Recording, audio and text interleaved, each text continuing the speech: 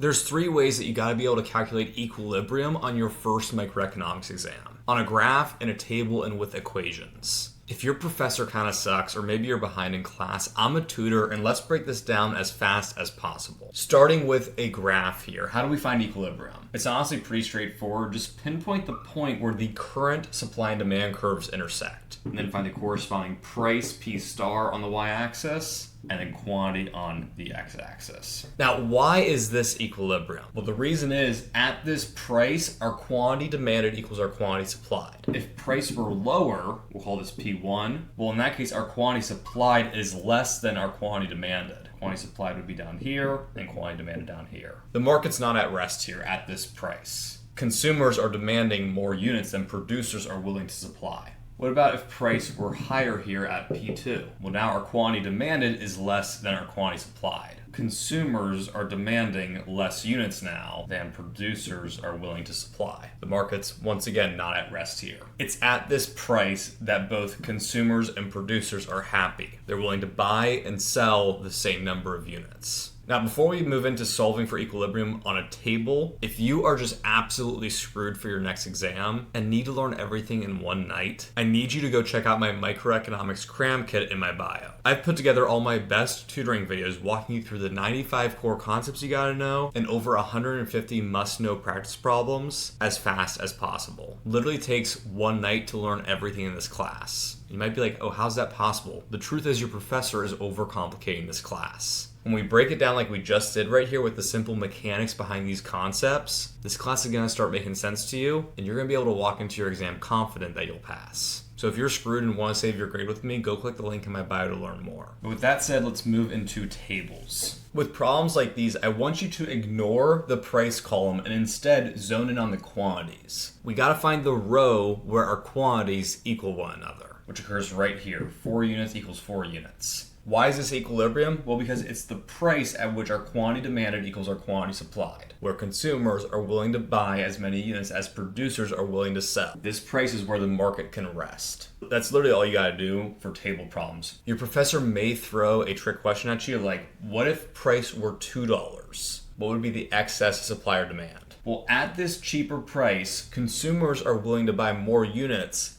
than producers are willing to sell. 8 units demanded minus 2 units supplied results in a shortage of 6 units. Now, what if your professor went the other way and said, what if price were $5? Well, at this new higher price, producers are stoked because they make more money selling more units. So they're willing to sell more than consumers are willing to buy. So this would result in a surplus of 3 units. 5 minus 2 is 3 units that producers want to sell, but consumers aren't willing to buy. All right, lastly here, let's move into the equations. The key is you gotta set them equal to one another. Why do we gotta set these equal to one another? Because it's the same exact thing as finding the point where the curves intersect and finding the row where our quantities equal one another. At equilibrium, QS is gonna equal QD. So let's plug the formulas into these values here. 10p plus 5 equals 55 minus 5p. We're going to solve for price here first. Let's just run through this with your algebra. And what we get here is an equilibrium price of $3.33. Probably could have used better numbers to result in a whole number down here, but you get the point. Set them equal to one another and solve for price. Then plug this back into either equation up here to solve for the equilibrium quantity. It does not matter which equation you plug it back into because remember, at that price of $3.33, our quantities equal one another. So I'm just going to use the quantity supplied equation to solve. All right, I've got my price plugged in here, so let's solve through. This results in Q star, I'm going to round to a whole number here, equaling 38 units. And just to prove it, I'm going to plug 3.33 back into the quantity demanded equation, and we're going to get 38 again.